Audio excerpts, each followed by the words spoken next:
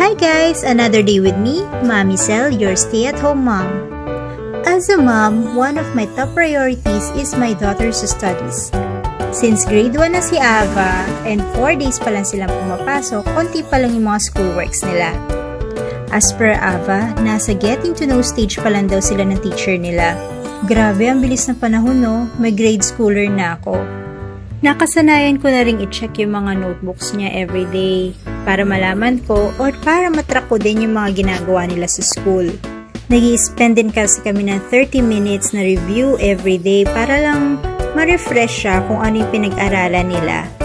So far, very good naman si baby girl. Ang lagi ko naman sinasabi sa kanya, hindi mo kailangan maging number 1 sa klase.